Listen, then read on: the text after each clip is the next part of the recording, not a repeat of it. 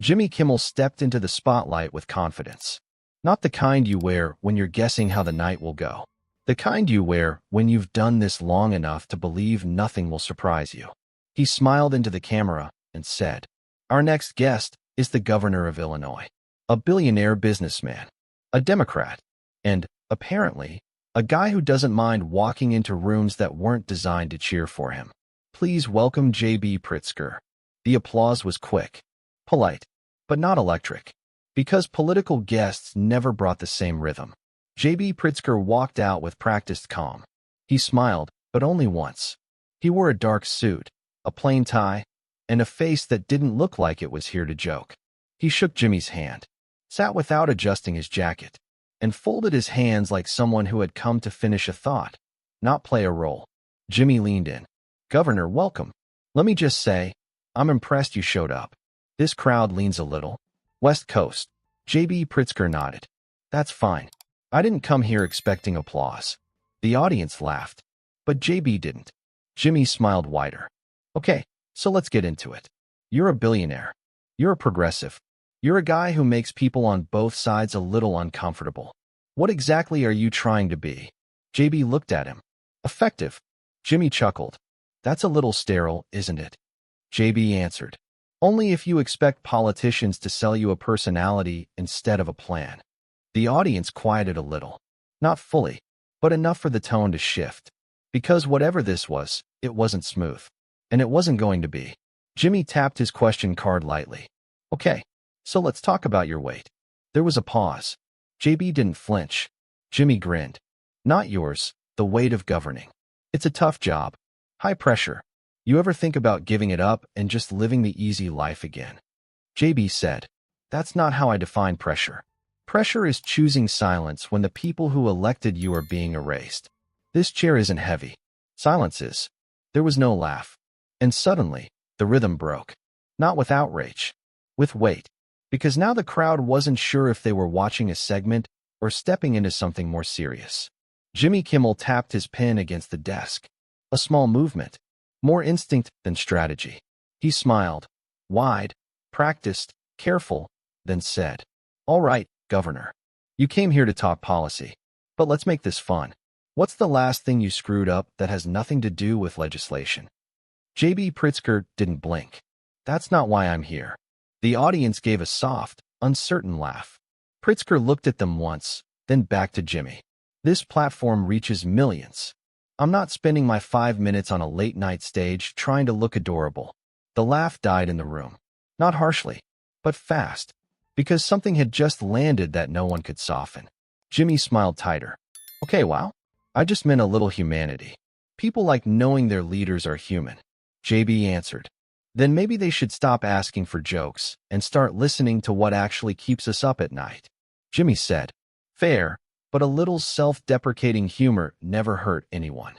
Pritzker said, "Except the people who only get invited to spaces like this if they learn to mock themselves before they're taken seriously."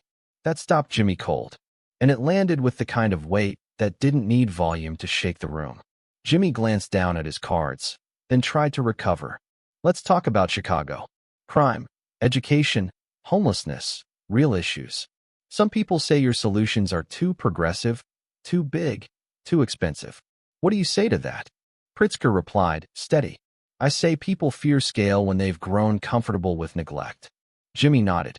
"Okay, but you've taken heat for your spending." JB replied. "Then maybe the country should ask why the same people who complain about spending never seem to mind the cost of doing nothing." There was no applause, but there was silence. And that silence didn't sound neutral. It sounded like the audience didn't know who they were supposed to agree with anymore. Jimmy exhaled, tried to pivot. "You're not making this easy on me."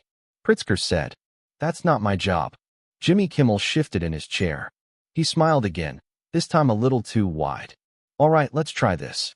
Governor, you've taken some hits for your pandemic response. Mandates, shutdowns, masks. Some people called it overreach. Others called it leadership. I just call it hard to keep track of." He laughed. The crowd followed, but not all the way, because the tone was shifting too fast. Jimmy added, "I mean, even your own voters couldn't tell if they were getting policy or a panic attack." The laughter cracked. and then stopped. JB Pritzker didn't react. Not for a moment. Then he leaned in.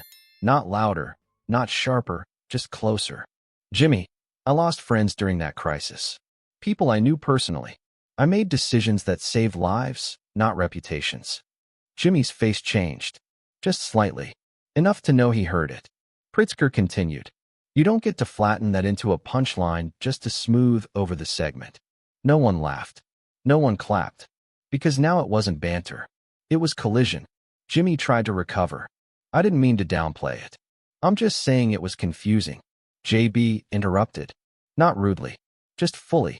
What was confusing was watching people politicize grief. Watching national platforms reduce public health to a headline war. You don't get to call that hard to track. You were part of what made it harder. The room went completely still. Even the crew stopped moving. Jimmy swallowed once and said, Okay, that's fair. Pritzker replied, It's not about fairness. It's about remembering who gets to laugh and who doesn't. That was the moment. The one people would replay. The one they'd turn into a quote, a tweet, a side to choose. The moment Jimmy lost control of the format, and Pritzker made sure no one left thinking both sides had a point. Jimmy Kimmel sat still. Not frozen. Just reset. Because he'd crossed a line without realizing it. And now, everything that followed was going to sound different. He said, Governor, I hear you. I crossed the line. But this is a comedy show. We try to bring people in with humor. Pritzker nodded slowly. Then maybe tonight, you brought them into something more important. Jimmy let out a careful breath. That wasn't my plan. JB replied. Neither was a pandemic. Plans don't matter when people are in pain. What matters is how you show up when the cameras are rolling and the room expects you to make it easier. The audience didn't cheer. They didn't shift. They just stayed quiet. Because the message wasn't subtle anymore, and they weren't being asked to laugh. They were being asked to notice. Jimmy spoke low. So why come here, if you knew this wasn't built for that kind of moment? Pritzker leaned forward, not as a challenge, as a certainty. Because this platform matters. And too often, it's used to sand down the truth until it fits inside a monologue. I came here to remind people that the truth doesn't owe you polish. The words landed hard. Because they weren't aimed at Jimmy anymore. They were aimed at the audience. At the internet. At the people who'd rather remember someone's tone than the point they made. Jimmy nodded once. Nothing clever. Just a man who knew the next laugh would sound wrong. You came to say something no one was going to make easy. Pritzker said, I came to say something that couldn't be clapped away. And for the first time all night, no one moved. Because JB Pritzker wasn't trying to win the room. He was asking the room to sit with what it usually skips. Jimmy Kimmel didn't look at the camera. Not yet. He looked at JB Pritzker, not as a guest, not as a governor, but as someone who'd changed the shape of the room without touching the furniture. He said, Do you think this landed the way you wanted it to? Pritzker answered calmly. It wasn't meant to land. It was meant to stay in the air long enough to be heard. Jimmy nodded. You know the headlines are going to call this a clash. Pritzker looked ahead. Then let them. If the price of clarity is being called difficult, I can afford it. The audience stayed still. No whispering. No shifting. Just the kind of silence that made even the studio lights feel smaller. Jimmy tried again. Would you come back? Pritzker didn't pause. If there's something left to say, yes. But not if the invitation comes with a smile and a script. Jimmy exhaled once through his nose. No script next time. Pritzker said.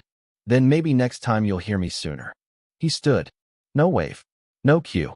No gesture of closure. Just a man who had spoken exactly what he meant and no longer needed the room to validate it. He walked off stage with the same weight he walked in with. But now the audience carried it, too. Not as discomfort.